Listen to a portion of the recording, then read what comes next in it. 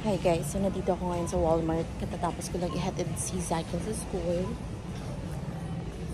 And ipakita ko sa inyo. So next month pa yung Valentine's Day, pero marami ng Valentine's Day. Ito yung kinuha ko para kay Claude. So itatago ko lang siya. Ibibigay natin next month. Ipapakita ko sa inyo yung mga Valentine's decor. So yun guys, punong-puno na ng mga Valentine's achuchuchu.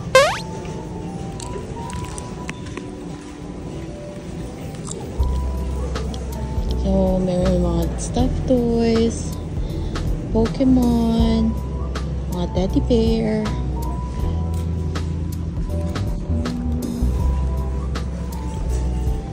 Ayan.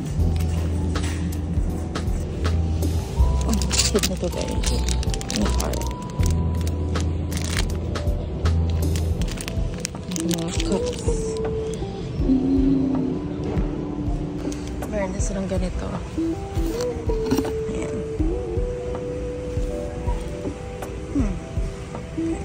Kulang ako sa ibis. Itatago ko lang.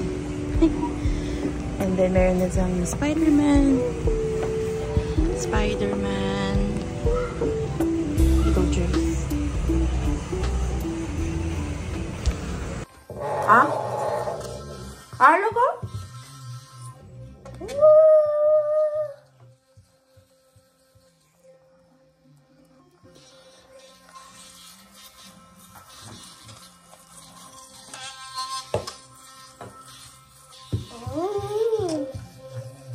Ah? Spit. Okay, good job.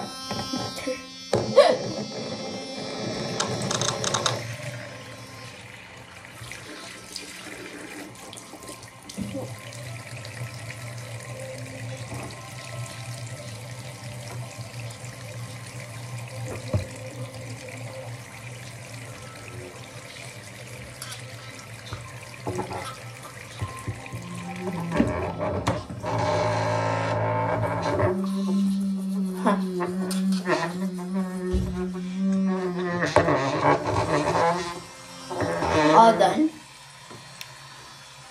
Oh,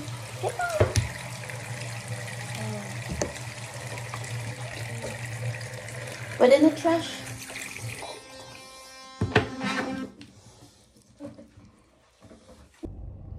Hello guys, so na-drop off ko na si Zykel sa school. So today is Wednesday. So pasensya nyo na hindi patuloy yung vlog natin, putol-putol kasi wala namang masyadong ganap. So paulit-ulit lang. Pero pumunta ako last time sa Walmart, hindi rin ako masyadong nakapag-vlog kasi nahihiya talaga ako. Pero yun guys, I will try my best. And then para sa mga 925 subscribers ko, magbigay lang ako ng effort. And after nito, pupunta tayo after ng Dollar Tree, pupunta tayo ng vet.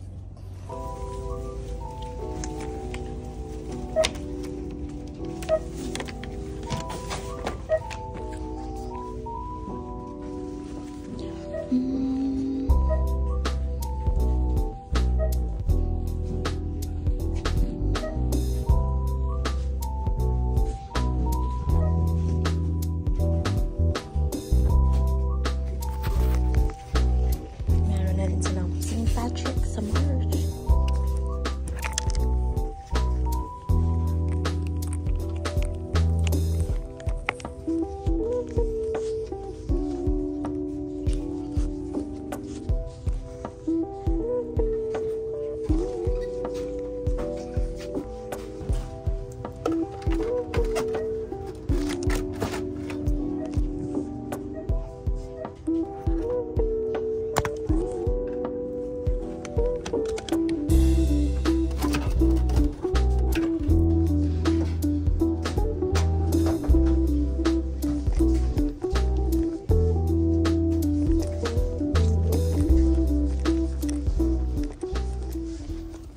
Okay, so I got this one para sa bathroom and tsaka organizers.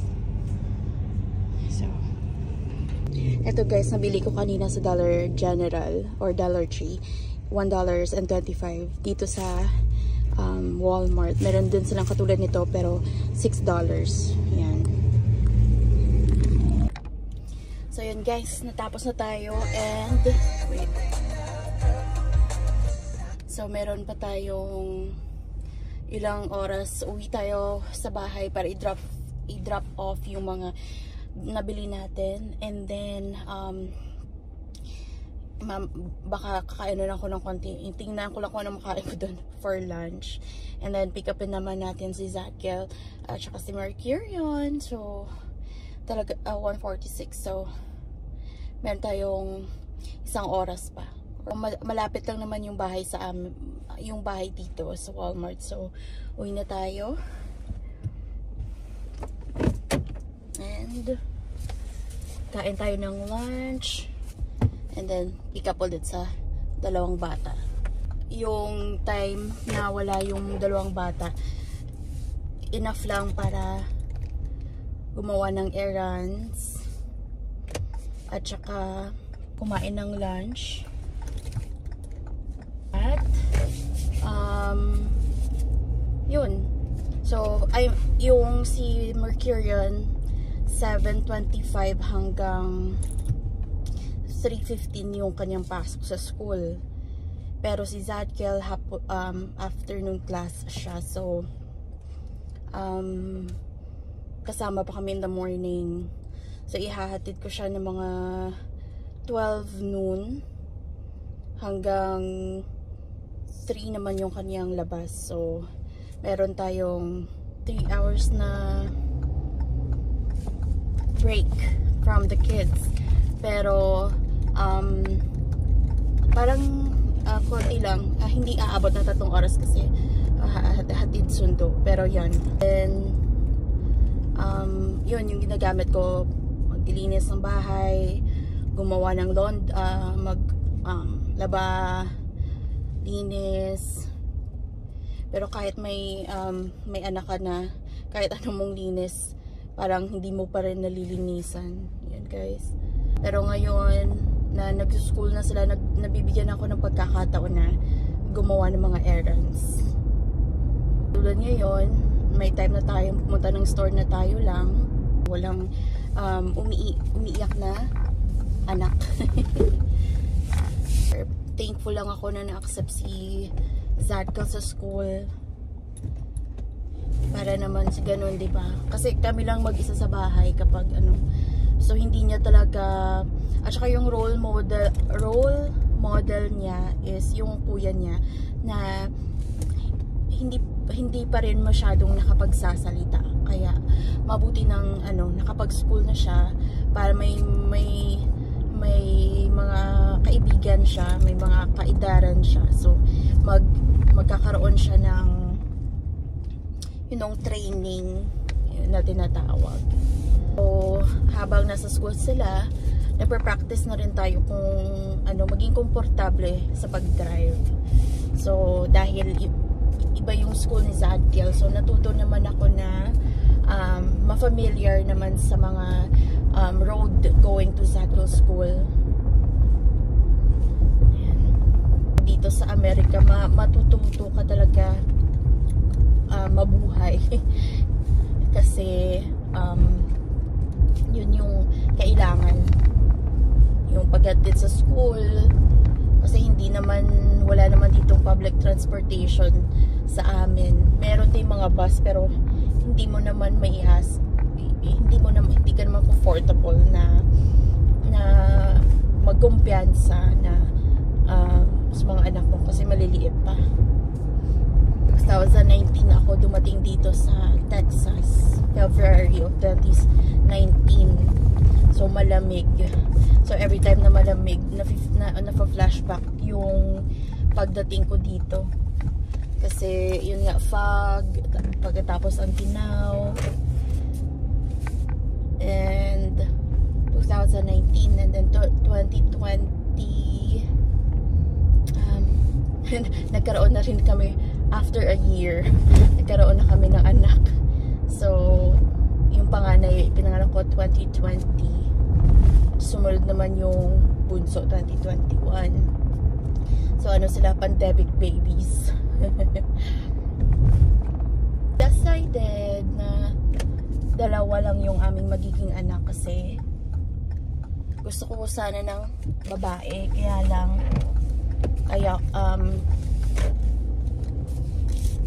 two boys yung inadhana sa atin yung Panginoon. So carry lang yun. And then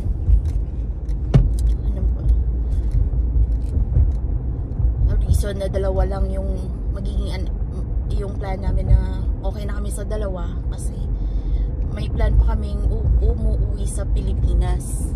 May mga Filipina ako ditong kakilala, kaya lang syempre busy rin sila sa kanilang mga buhay. Kasi hindi talaga ako palalabas. Kaya na rin na may nalaman ako na may mga Filipina friends ako na malapit. So kapag sa oras ng kalungkutan or may malalapitan ka. Magtutuo na 2:40 alis tayo. So konting oras lang for lunch.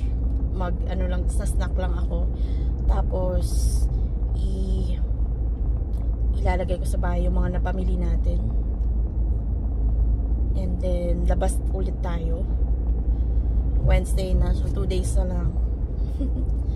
Hindi rin naman mahirap, nasanay na rin ako, kaya lang kung may kakilala kayo guys, mga kamag-anak, mga Pinay dito malapit sa Texas, sabihan nyo na i-add ako at subscribe para maging 1,000 subscribers na tayo guys.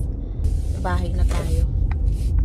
Shout out sa sister ko na nakabili na siya ng bahay for our parents.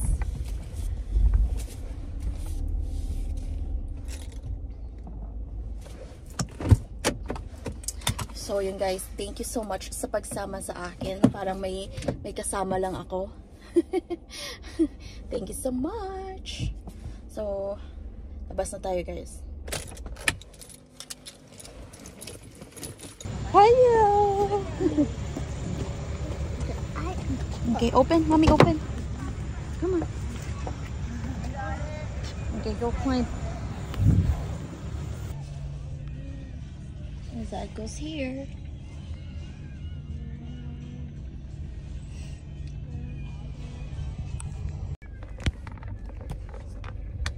We are at the drive-thru, guys.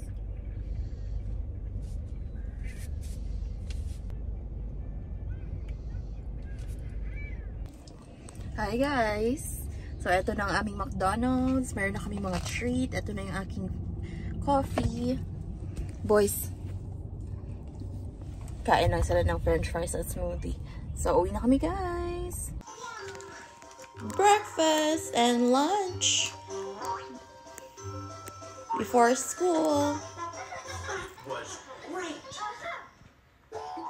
What's next, Pocoyo? What?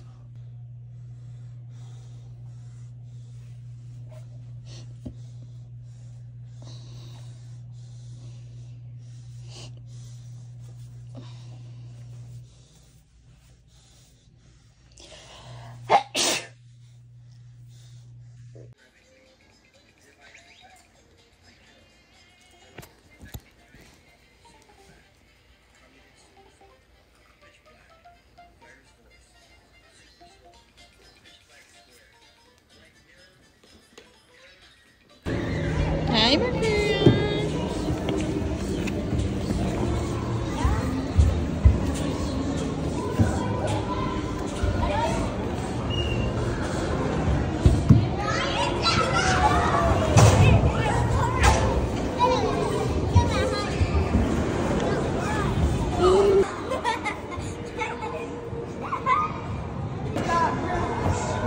Again.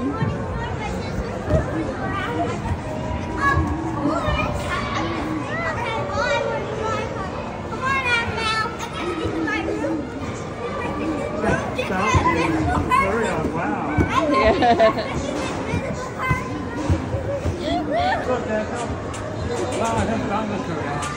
Stand up, Zed. Stand. Wow. Go, Zed. Kill. Good job, Gil. And shoot.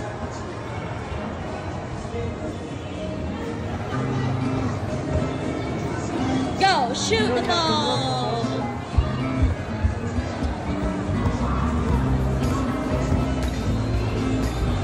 He's gonna go climb. Good